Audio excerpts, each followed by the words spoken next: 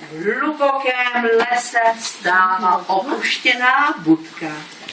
Šla kolem myška, zastavila se před domečkem a povídá. Budko, kdo v tobě bydlí? A nikdo se neozval. A tak myška udělala šup a už bydlela v domečku. Za chvilku šla kolem žabka. Žabka přiskákala, přišla před domeček a povídá. Budko, kdo v tobě bydlí? A z budky se ozvalo. Já, myška Hrabálka, pojď, budeme spolu bydlet.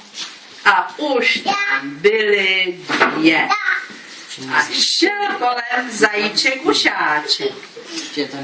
Běžel zajíček Ušáček, zastavil se před chaloupkou a povídá. Budko, kdo v tobě bydlí? A z domečku se ozvalo.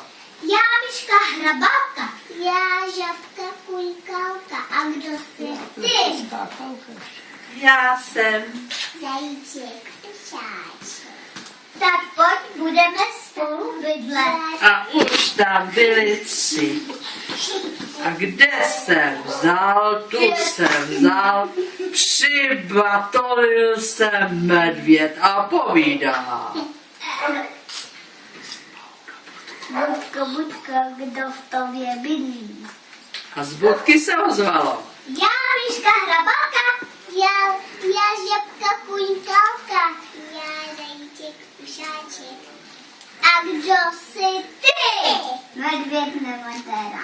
Já vám tu chaloupku celou rozbourám. Vlez na chaloupku, chaloupka spadla a zvířátka utekla zpětně do lesa. Takhle se zbořila chaloupka.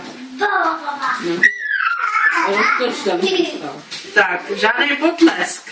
Zapomněl zvonec. Pojďte se poklonit, či vedle sebe se postavte. Tak. Herci zahráli. Krásný.